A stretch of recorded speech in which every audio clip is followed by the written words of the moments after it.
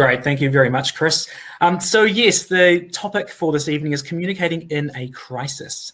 And crisis is a pretty strange word. It's a word often used in isolated cases. This is one that we're using for 5 million people here in New Zealand right now. So a very interesting hour ahead, a lot to unpick.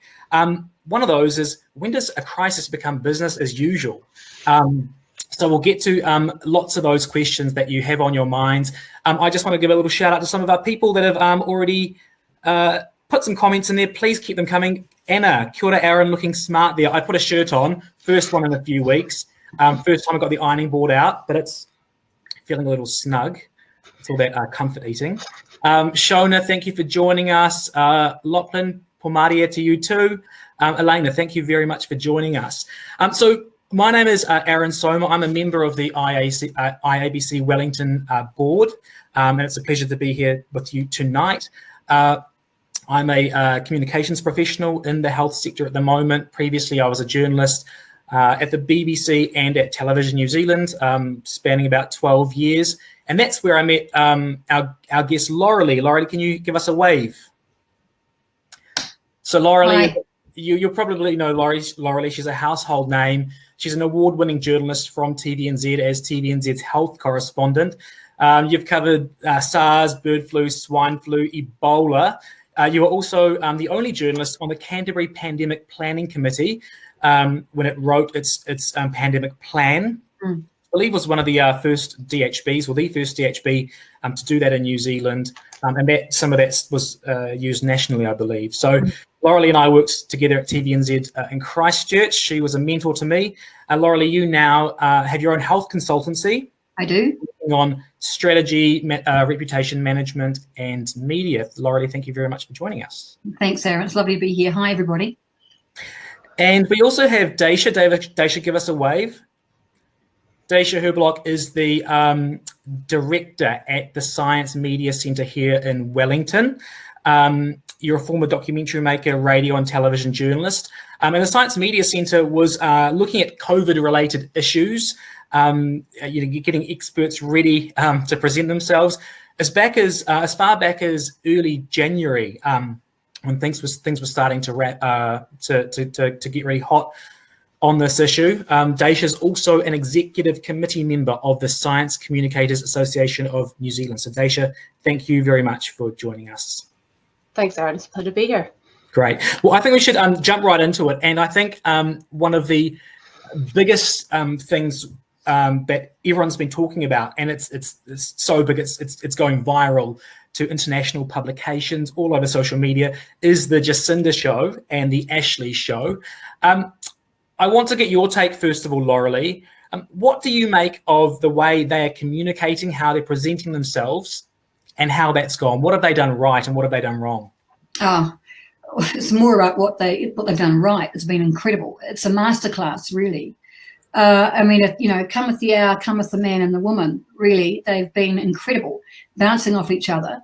A few adjectives I use to describe it: clear, calm, concise, and Jacinda's, in regards to her coverage, her communication through all this, compassionate, empathetic, reassuring, relatable, and humorous. And incredibly, during this period, throwing a little bit of humour in every now and again and showing she's real, and him as well. They've been unbelievable. There's a combination of the clarity and the compassion, though, that I think's instilled the public confidence in their decision making and what they're saying. People during crisis look to hard and fast messaging, and a lot of psychology research on this. People aren't afraid of hearing bad things. They just want to know. They want to get it straight, and they've been giving them that. But as far as both of them are concerned, it's a 3 to 4 word or short sentence, short snappy messaging, the take-home stuff, which is classic crisis comms 101. Go home, stay home, be strong, be kind. Only one from the bubble goes to the supermarket. Go to exercise, but stay 2 meters apart. Act like you've already got the virus. Those simple key messages they've come with have been exactly what the doctor ordered, exactly what's required. And studies show that people will remain calm if they have clear and simple guidelines about what actions they personally, individually can take. And they've certainly been getting that.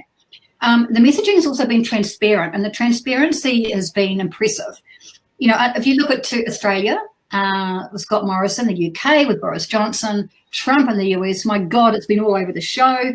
Contradictory messages, underselling, and then losing the faith and the confidence in the public they're trying to message to, eroding that trust, which is so vital. What's helped in New Zealand too, with Jacinda and Ashley, it's been the one single message delivered by two young, personable, attractive, calm messengers, bouncing off each other, deferring to each other, playing tag team with each other, singing from the same song sheet. There was no mixed messages or sign of disagreement, no Anthony Fauci with Trump going on at all. It's all been singing from the same message, and no divergence from the chosen communications path they've been given. And it's also what's added to the strength again has been the engendering of a notion of sacrifice for the greater good. You know, we all need, we're in this together, we all need to do this for everybody. And that leads to a sense, I think it's led to a sense of civic pride in a lot of people. I was watching the news tonight, and there was a woman on the street. It was a story about education. She was talking about they're his superheroes. She listens to them every day. Jacinda and Ashley, she called them by their first names. That's just a woman on the street. They've engendered that amount of confidence in them. It's just a masterclass, really. And it's almost nationalistic pride, but in a good way. You know, nationalism, but in a good way.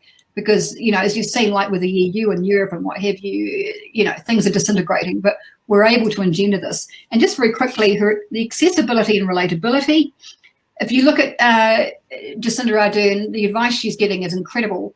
Her Facebook chats that she did in March, there she is in her old sweatshirt at home, having put the baby to bed. You know, we're all here in this together. We all need to hunker down together. She's in her office in early April. There's the kids' toys on the desk.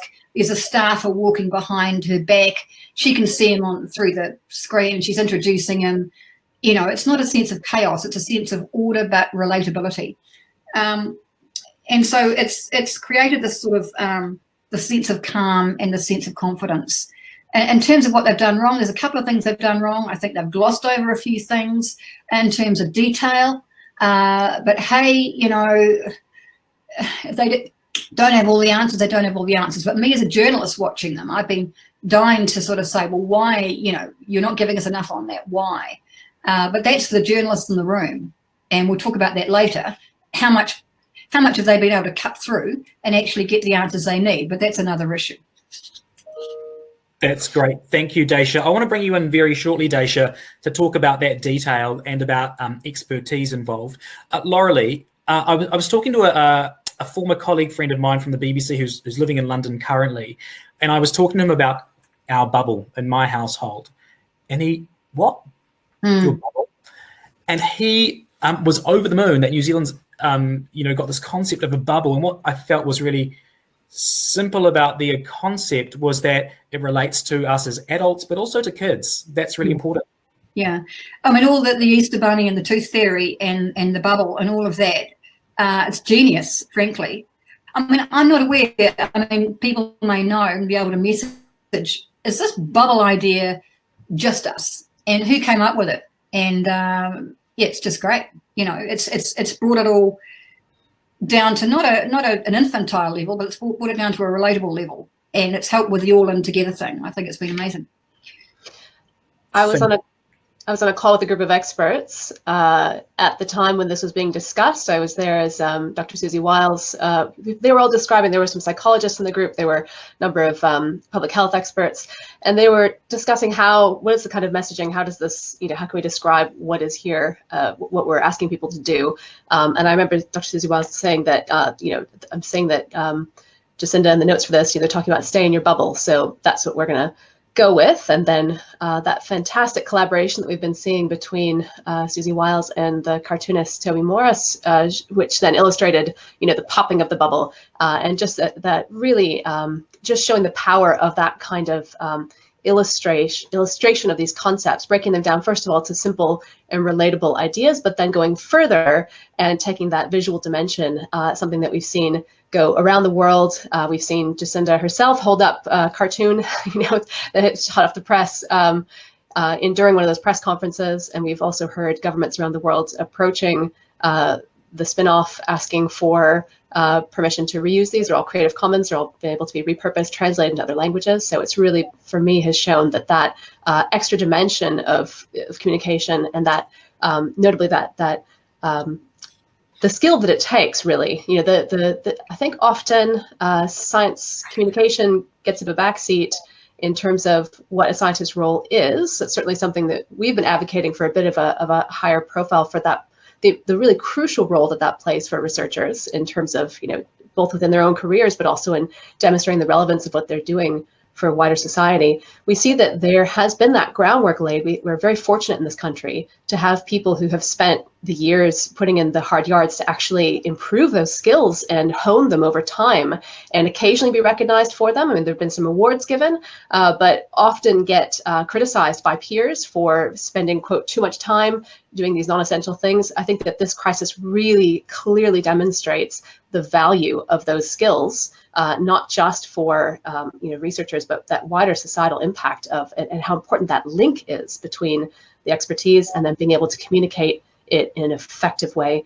I often imagine what the someone else in the role that Ashley Bloomfield has been playing, if we had someone who is a very technical communicator, someone who was really lost in the detail, was much more comfortable talking about the figures and the facts, and not able to do what we've seen demonstrated so well, what a different type of response we would have seen from the public. So it's really quite a very virtuous circle that we've seen, that interaction between having the right experts providing the advice, having the advice be understandable to policymakers, and having policymakers and ministers and the ministries being able to actually use that relatable language and take it further to developing real advice that people can use. And I think in terms of Ashley Bloomfield, I've known him for an awful long time. I remember being at a conference in New Caledonia, where a lot of the Ministry of Health officials were there, and he was more junior in the public health part of the ministry at that point. And he's been amazing, but he's trained his whole career for this. When you think about it, he chose this field in public health. He's been a long stay with the ministry for an awful long time. He's had his time going out the Hutt Valley DHB and doing a fine job there. He's got the expertise of what it's like from a DHB level to be dealing with distribution of supplies and issues with having health professionals concerned about their own welfare, things like he's dealt with all that when he's been in his period there. So you can't just say, oh, look, he's a Ministry of Health policy wonk, he's been all those years in there, he's had enough real life experience. But this is a sort of thing where pandemic planning, and when I was on that committee in Canterbury, was bird flu that sort of sparked it, and it was a committee made up of a lot of people from the Canterbury DHB, a lot of the infectious diseases people, the ICU specialists, public health. It was council, it was police, civil defence, all sorts, mayoral representatives. And we came up with this idea, and I was taken on to help with the communications of it. I was the only non-doctor or medical professional or layperson, if you like, on that. And it was my job to write the messaging. And at that point, what we wrote went up to the ministry, and they've done pandemic planning ever since. That was about early 2000s. It was after bird flu. And what I learned in that is that the messaging is very clever. It's like a lot of the messaging written. I've been involved with writing guidelines for transplant patients in New Zealand, helping with that. A lot of the language is to the 11-year-old age group comprehension, understanding. But with communication planning for this pandemic, we've had a lot of it. I mean, a lot of people I've read people in the media saying, were we necessarily prepared for this? Well, yes, we were. And for public health specialists, this is their moment. This is something they have been warning about, which is going to happen for a long time. And since the early 2000s, they've been trying to plan for and updating their planning every few years and adjusting it. So yeah, I mean, he is well versed and well ready for this. I'm loving with him the memes and the songs, the social media appreciation, which has gone on, and from an unlikely guy to get that level of adulation. And that, you look at that in a psychological sense, why is that? It's, why are women fawning at his feet, if you know what I mean, little old ladies looking at him as if he's, a grandson type adulation. It's because he's giving off this message of being a nice guy who's giving it to us straight. He's being level with us. He's calm. There's no panic here. It's in hand. They know what they're doing. It's giving off those vibes is all part of the reason why there's this amazing warmth from him. He hasn't been doing the one-liners or anything like that. The most animated he's got, I think, is when somebody raised the 5G thing in the press conference last week and his eyebrows lifted. Apart from that, he's got the poker face pretty much. So it's not like he's giving you much back, but this is what he's trained for. And this is the way he's delivering it. It's exactly the way it needs to be. And he's doing an incredible job relying on the facts and the figures, and that's enough. But not over relying on the facts and figures. He's not over, he's not promising what he can't deliver. And that's very, very difficult when you've got the public and the media clamoring for an answer for something he can't give. He's managing, and he's being trained in a communication sense very well to just dovetail your way back, bridge your way back to what you can say, and just bridge and keep just reassuring. So it's been amazing. Great. Thank you very much to both of you. I wanted to ask you, Dacia, communicating in a crisis for experts, things are happening in real time. It, no doubt, is really hard to crunch the numbers, crunch the data, but also misinformation as well. What advice do you tend to give your experts? What do they do? How do they prep for those types of scenarios? Well, one of the themes that comes up really frequently with the Science Media Centre's work is what is the role of experts in a crisis or on controversial issues. And this is the kind of thing where I think we're really seeing a lot of those lessons that we've learned across other immunization, 1080, climate change, issues with tobacco control. All of these kinds of lessons that people have learned are really coming to the forefront here. You've got a situation where I think what we're seeing with coronavirus has been just the incredible, we're aware that information moves at a very fast speed, but I feel like this is really pushing us to new levels across so many domains. In particular, just thinking about the way that the media has covered this, this is a breaking news story that's been breaking for months.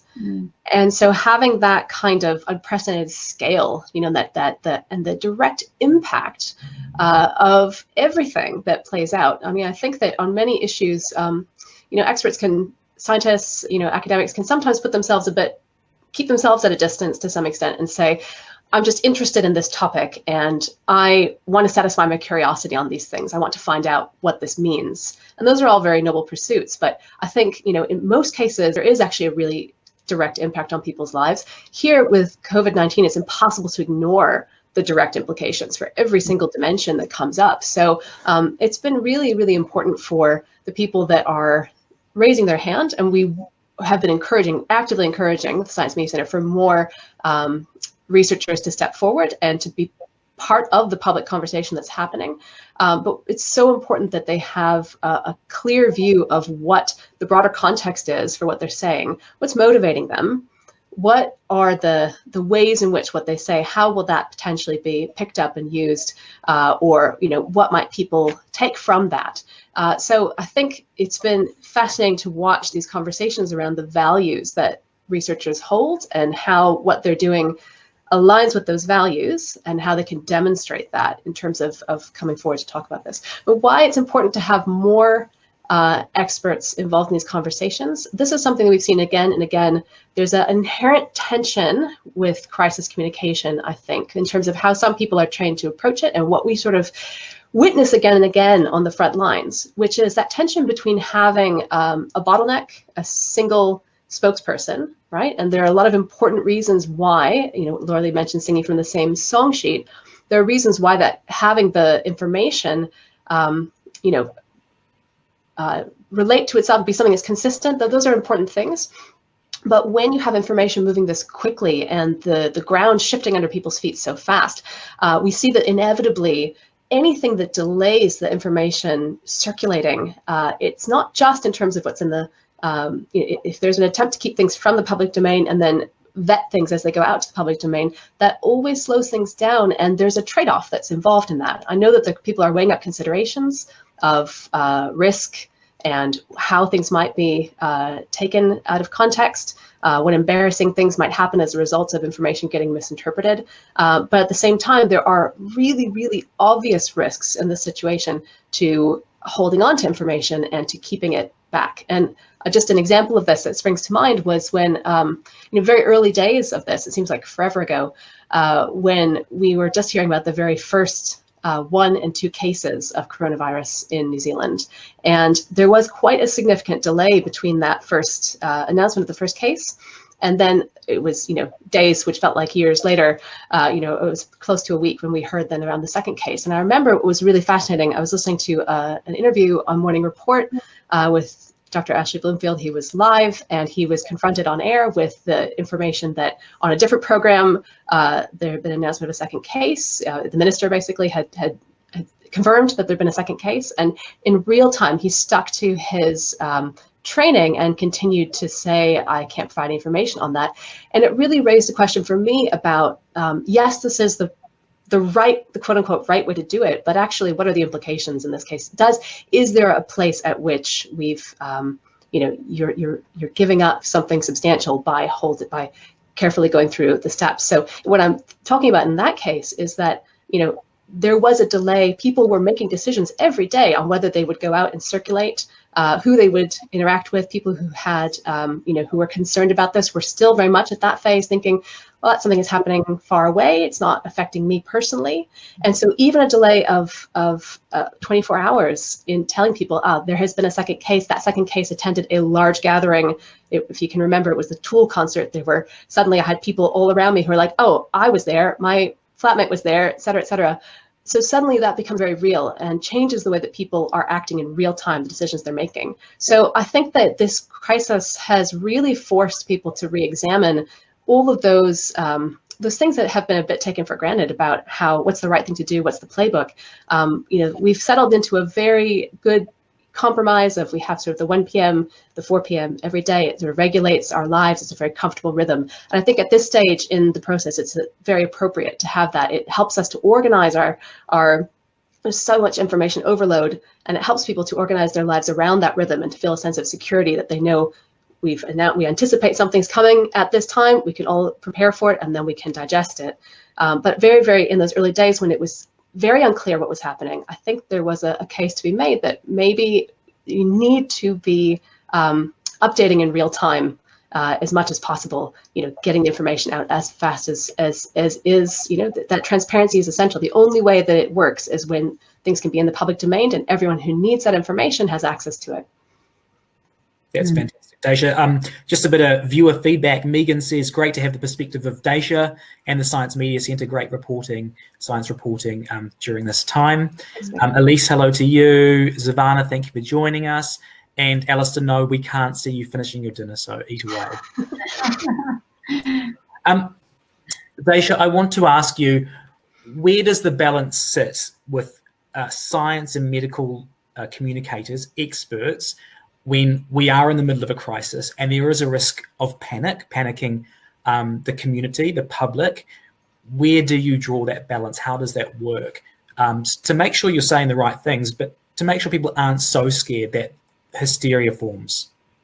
Well, I'd really underline what Lorelei mentioned earlier around people's, the research that I've seen really backs up this idea that people can handle a lot more uncertainty than we give them credit for, and that this specter of people panicking or hysteria, I think, is often used as an excuse and doesn't give people credit for. The crucial thing that I see is always around being very honest about the boundaries of what is known and updating, being willing to cycle back, showing that, demonstrating that willingness to say, right, well, we know this much.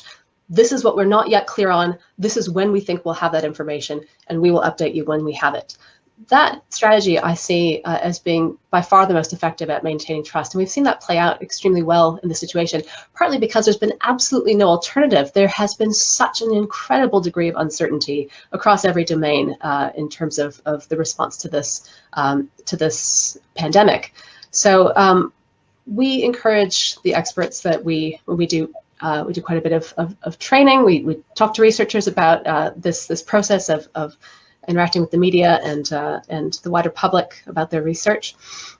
It is really crucial that thought process has happened in advance. I think that what we often where researchers tend to get in trouble if they do, is in that narrowness of focus. So they're really thinking about what is relevant, what's important from the perspective of their area of expertise. So that usually is the things that are unknown.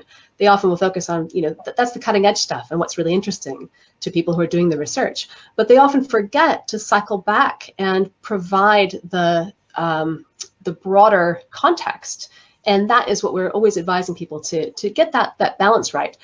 Something that may seem to be so obvious that it's not worth mentioning to someone who works on this day in, day out is usually where the most value can be provided to a non-specialist audience. It's the stuff that was found out 10 years ago. It was the things that they were observing, when their career started. It's what's come out of those decades of watching things play out. That's where we see that they can provide that really useful context. And importantly, the kinds of questions that journalists are very good at reflecting what is on the public's mind, the things that are leaping, questions leaping to the forefront for people sitting at home watching this. Often that is exactly what you're hearing coming out during those press conferences.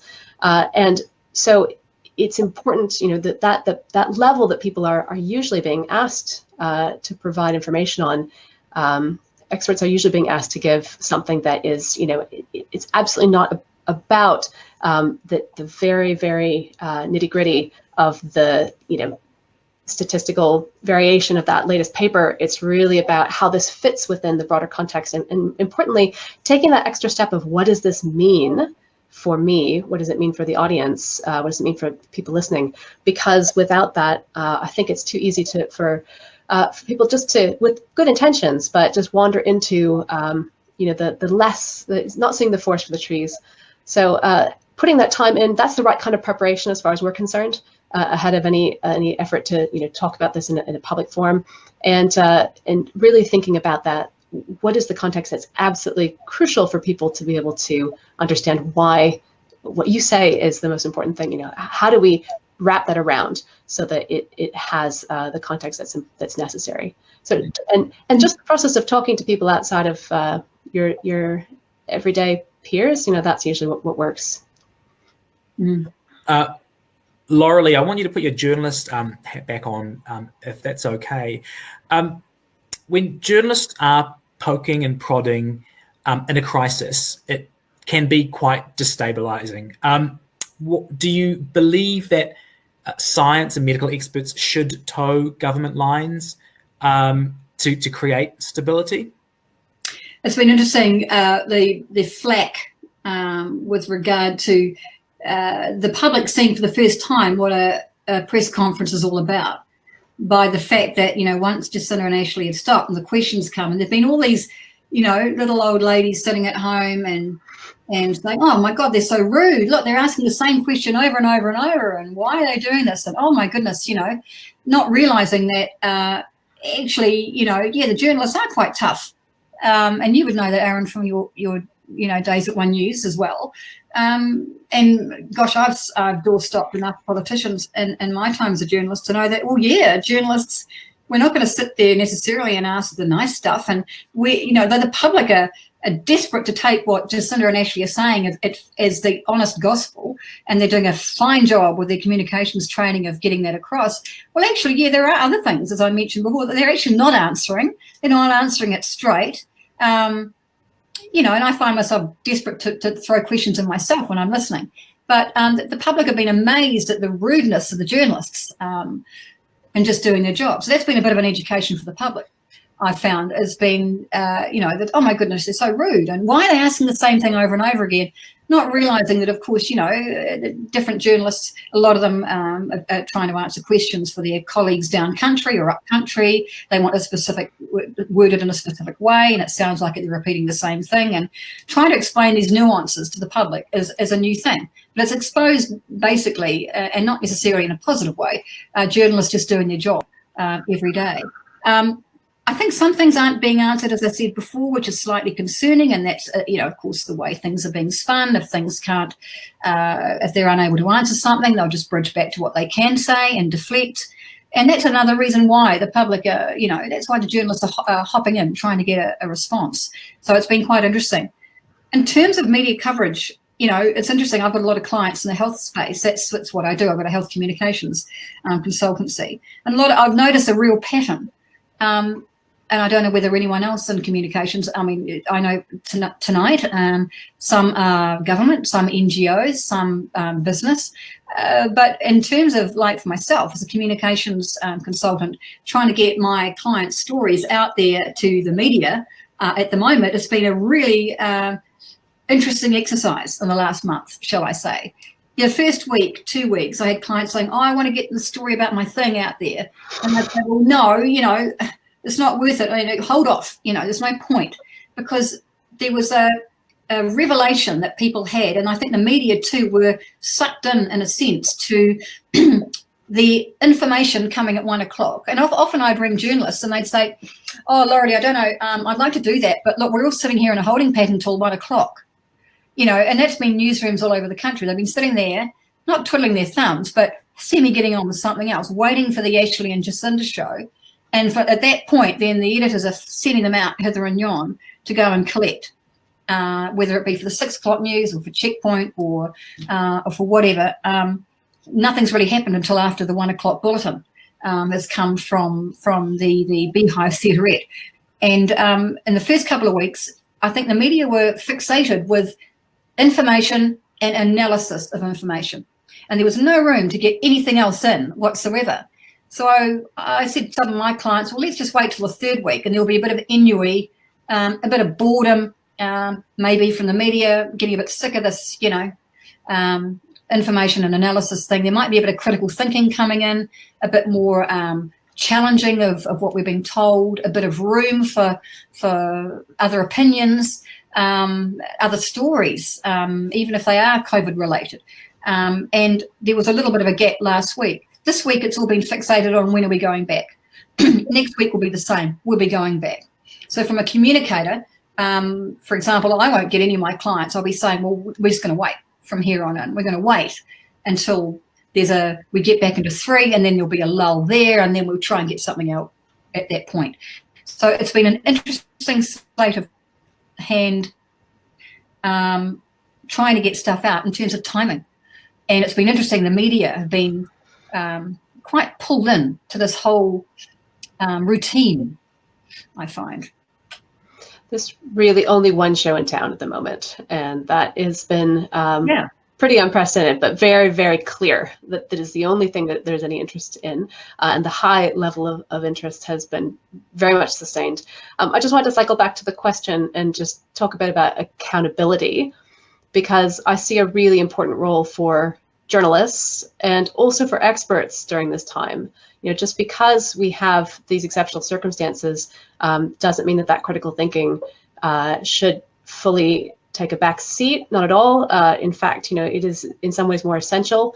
What I've observed has been a really clear link between that questioning, where we have seen experts. I would highlight, for example, Michael Baker in the early days. He was really, before we had the level 4 declared, and that level, his anxiety going up and up, and he made a number of very, I could see that he was feeling like he was a voice crying in the wilderness at that stage, very much out of line with what the messaging was at that point, which was around just wait and see, and we've put some measures in place, and we're going to, hopefully that will be enough.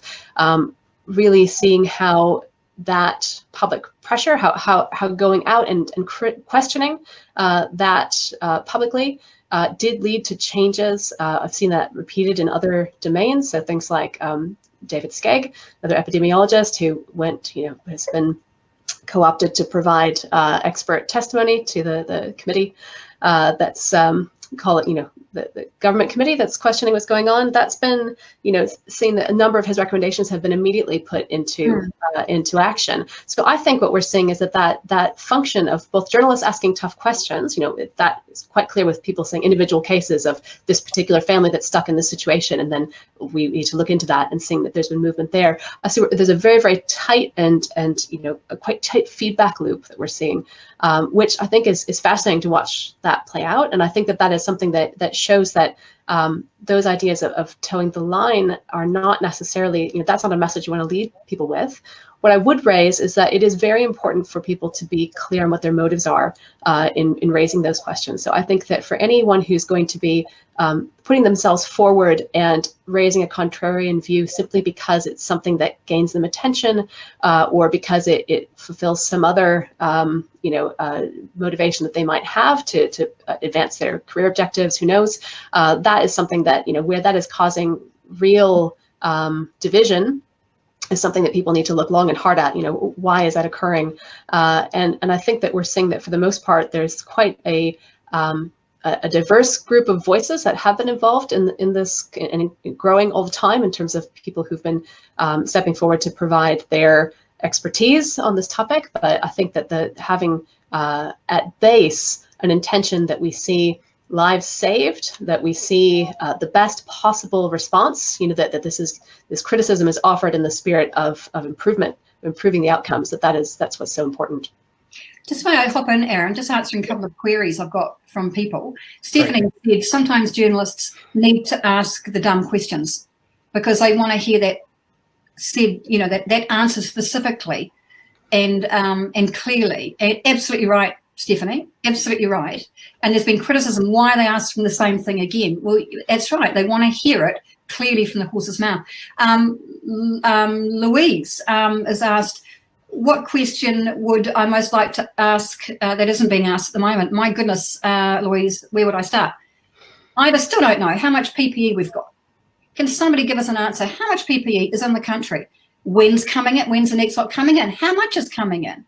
How much is used every day? How much do we need? I also want to know, okay, we know that we're doing testing for people who are suspected. What I want to know is like David Skegg raised, how much sentinel surveillance testing in the community? This is the important thing now, as he raised. This is our way out of it, is how much we can upscale our surveillance or sentinel testing, they call it, of healthy people in the community, like they did at Pack and Save in Christchurch here, Queenstown, Hamilton, Auckland last week. Mercifully, so far, those results have come back with negative cases. We know that we can't be confident that it's not in the community. That raises confidence. But I want to know from that, okay, we haven't got the resource, clearly. Will we build it up in a week? Some are saying, no, we won't. Well, I want to know, how long is it going to take? How are we going to build up this testing? Who's going to do it? When's it going to be undertaken? And how many people are going to do it? A whole lot of questions, Louise. I'm still not hearing asked at the press conference, and it's like, I'm kind of frustrated. I'm not doing it anymore. I'm going to be in there asking these questions. But there's an awful lot I think the public needs to know, and things we're not getting answers on. And if it's deflected, we need to push harder and get those answers. Colin, very quickly, if you're advising the leader of the opposition in this crisis, what would your advice be? Well, for goodness sake, I don't know if you saw the news tonight on both networks and Today Morning Report.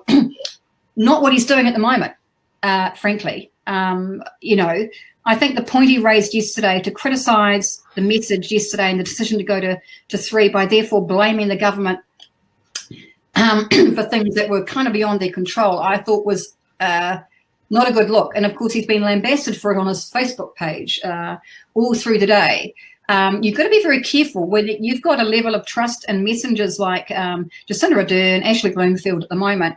For the opposition, I think you've got to sit back and think, well, hang on. Is there any point us barking at passing cars at the moment with the messaging and the communication skill that's going on at this point? He did sit back for a while, and National did take the, for the last week and a half, 2 weeks of, okay, we'll just be, we'll go with the message, we'll appear like, what can we do to help? He's doing a good job of on that select committee hearing every day. But I think, at the moment, rearing up with negativity unless it's a very, very good point, like some of the questions I've raised, I want to know, what about those ones? Why don't you raise those ones? But I think the stuff they're focusing on, the public are perceiving that it's petty. The public are perceiving that it's criticising and it's politicking. And they don't want to hear politicking right now. Great. Yeah, there's a couple of questions on that, Lorelei. Thank you very much. Thank you, everyone, for putting your questions through to us. Just going through a couple of others. Dacia, what is the impact of your work of academics and scientists publicly questioning the government's approach to the pandemic? What impact has it had on my work? On your work, yeah. Yeah, I mean, so we are possibly unique in that we are not, Science Media Center is never approaching people on the basis of what their views are and trying to curate their views. We're really looking at who has relevant expertise and, demonstrated by their track record. And then what their words are their own words, really. We're putting them in contact with journalists where that need is. So, it's something that we've certainly, that we've facilitated quite a few discussions among. One thing that happened for us very early on with coronavirus outbreak is we did note that a huge amount of that media demand was being concentrated in one or two, possibly three for generous, individuals. It was a massive concentration, and we were quite concerned about burnout and what happens when you have that a small number of people really shouldering that burden.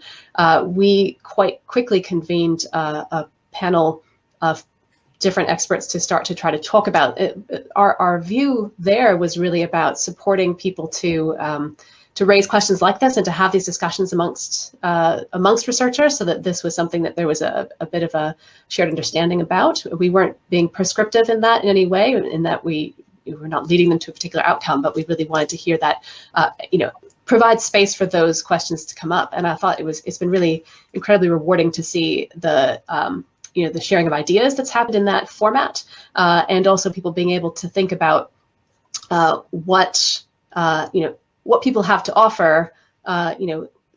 Something that surprised me, I think, has been the degree to which we've seen a massive taking up of the torch from psychologists and people who are in that domain of mental health during lockdown. There's been huge interest from that sphere in participating in these conversations, and they've had incredibly thought-provoking things to add in all of these discussions. So I think that's really helped to shape some of that discussion. Getting some of the epidemiologists and the others to consider those points as well behind the scenes has been fascinating to see that what comes out of those interdisciplinary encounters. But in terms of what the impact on us has been, there's always this tension again between the impetus, the instinct to myth bust and to take on misinformation. We've been cautioning people to really think carefully about the likely impact of that. We see a lot of rebound effect, and that often by raising, and putting more energy into taking on specific theories or people's views, that tends to reinforce them in people's minds. So just really thinking about going a bit deeper and looking at what are the concerns that are driving these kinds of these questions to come up, and addressing those concerns rather than necessarily the substance of the theories that are out there. Very, very much cautioning people against ad hominem attacks or anything that would have to do with trying to get into public fights about who's more of an expert and who's the right expert, who has the actual expertise, because I think that doesn't lead anywhere good. And I think that that's something that, it is really within for each scientist to be clear on their own boundaries of where their expertise lie, and to make those harsh judgments for themselves. Yeah. That sounds good. A couple of things I want to get to before we finish up. Time is going really quickly. We knew that. And thank you to people for your feedback. Julia says this is a brilliant webinar. We're glad we can help. Thank you very much, Julia. Burnout. We've mentioned that word a couple of times in this webinar at the start just now, and I want to talk about it with you, Lorelei.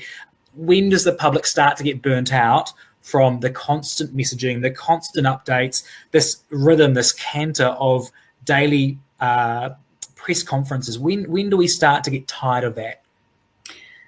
I think if the public get a sense that we're going nowhere and we're going backwards, or we're stuck, or we're in a holding pattern, I think the public will get fed up at that particular point. And look, gosh, we've got so far to go on this. This is unproven. Nowhere in the world knows what they're doing here.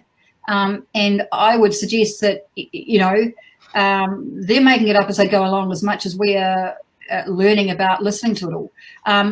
I think the public will, if we go forwards and then go back, and that's the fear, that's the whole reason why the government's doing it this way, is the hope that, they're predicting in Britain they could have 10 rebouts, or, bouts where they let people out, surges up, put them back in again, go back another level because of, that's a frightening thing. But when do people have enough? I think if we're almost promising that we're going to go to level 3 next week. Now, let's say that there's some more central testing going out there. Let's say that some of there's an upswing in cases and they have to turn around and pull that back.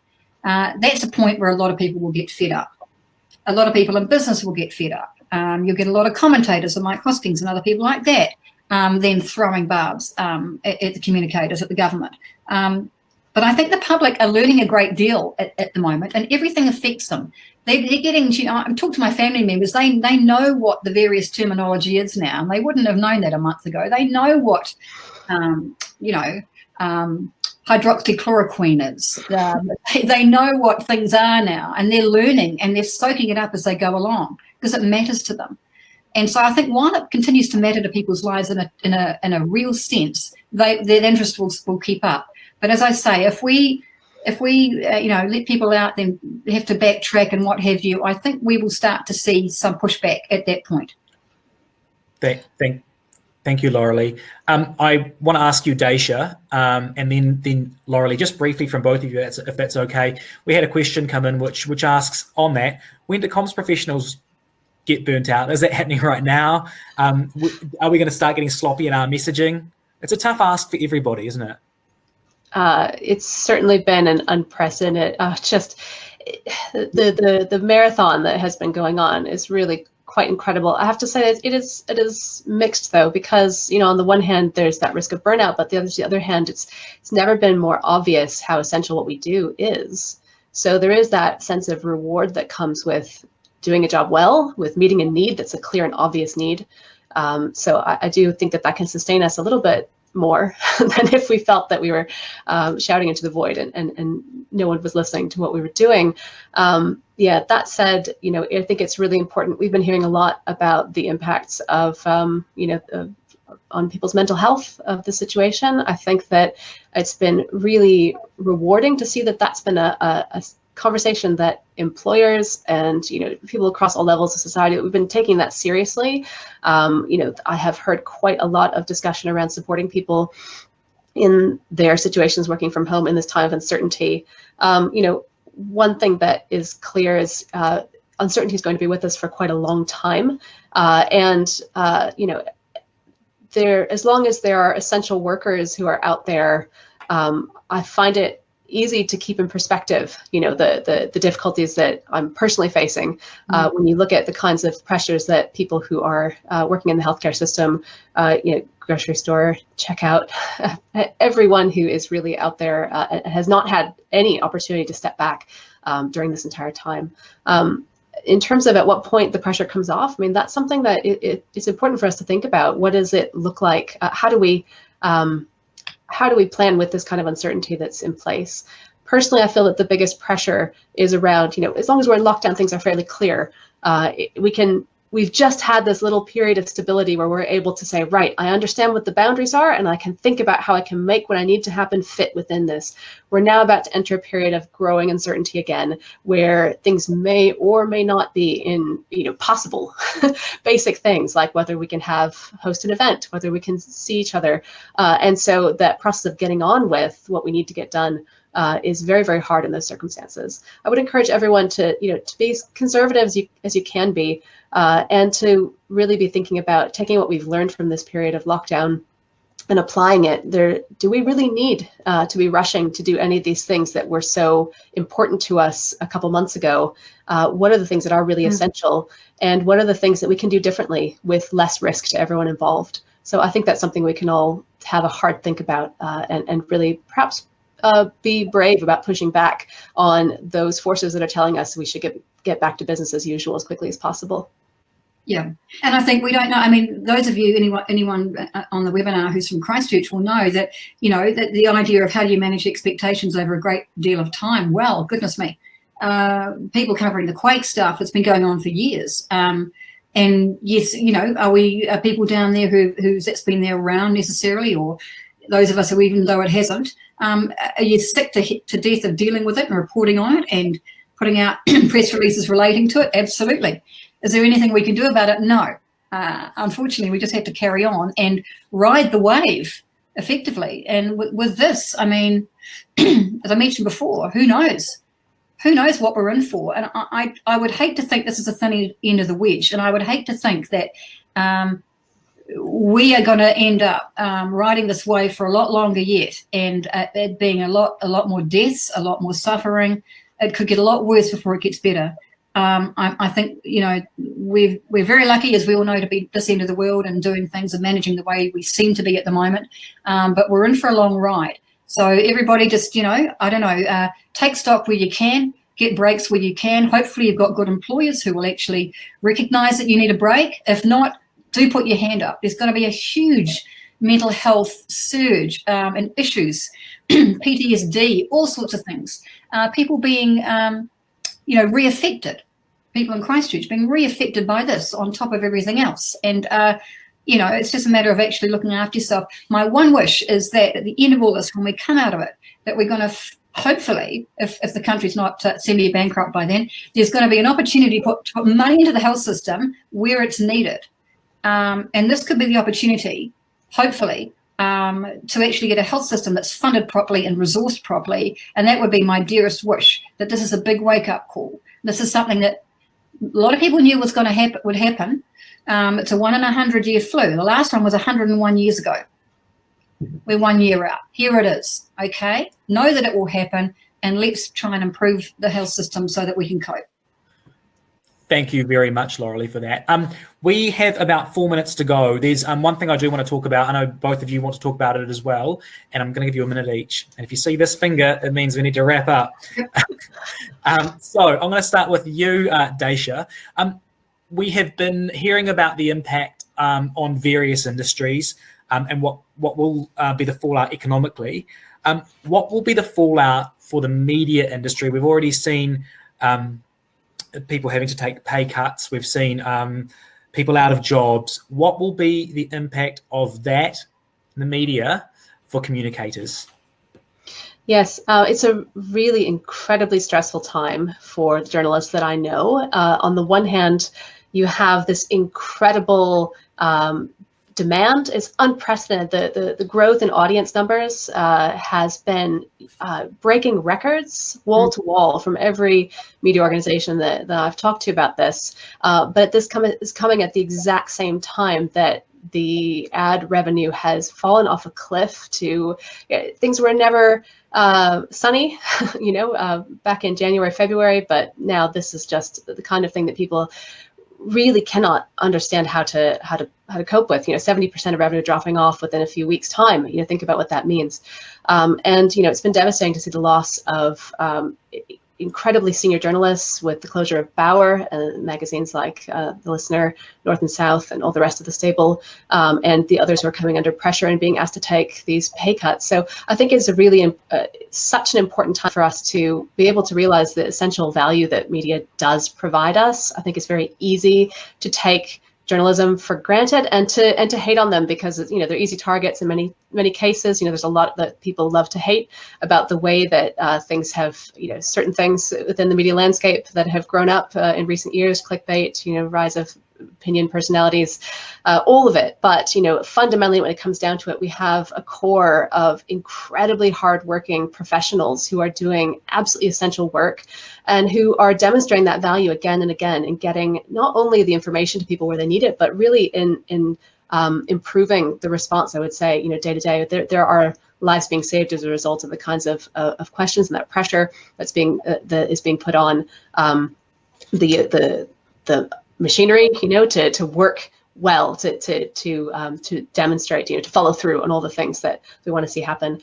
So I think this is a time to really support journalists. I think it's a time for everyone to be thinking creatively about how they can once we come on the other side of this, what kind of media will we have? How can we fund and support the media that we want to see, the media that we rely on? And people should be finding ways to direct resourcing, and that everyone has a role to play. You can sponsor, you can take up a subscription, you can pay and fund things. I think that there's lots of new things that will come out of this, but it's a very tough time.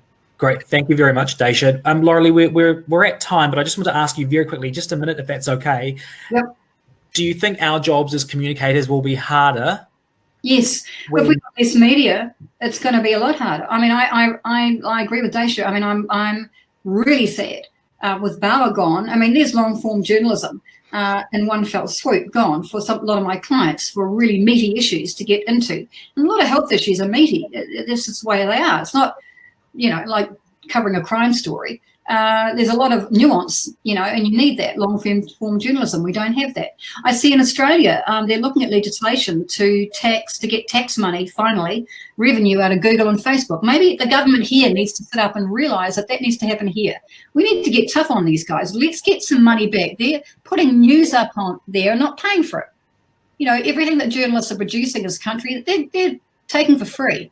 The government in Australia has recognised the strength of the fourth estate is vital for any society.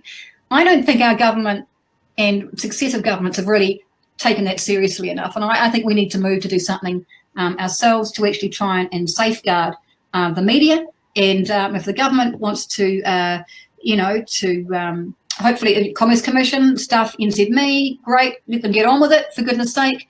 TV1, Radio New Zealand, government putting them together to allow TV3 Media Works to carry on. Great. Let's do anything we can. Let's rethink it all and get a bit more honest and make sure that we keep all the media we can. Great, thanks very much, Lorelei. My heart goes out to my journalist friends as well. I'm sure it's the same for all of you. And of course, you're right. So important for democracy. It's the people we've been relying on to tell us what's going on at the moment.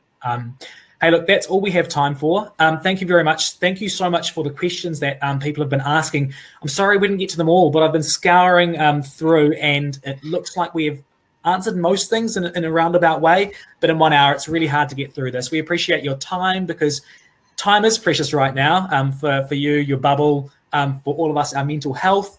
And it's dinner time, there are kids around, things like that. So thank you for joining us on this webinar. It's been a real privilege. Dacia, thank you very much to you for your insight, and same to you, Lorelei, both for your expertise. As Chris mentioned at the very start, this webinar is going to be recorded and it will be put online. So you'll be able to have a look at that and share it once it goes on. So thank you all very much. Please be safe, look after yourselves, your bubbles, stay home, save lives. Yeah. Take care, everybody. Thank you. Thanks, Sarah. Thank you. Paul Marie.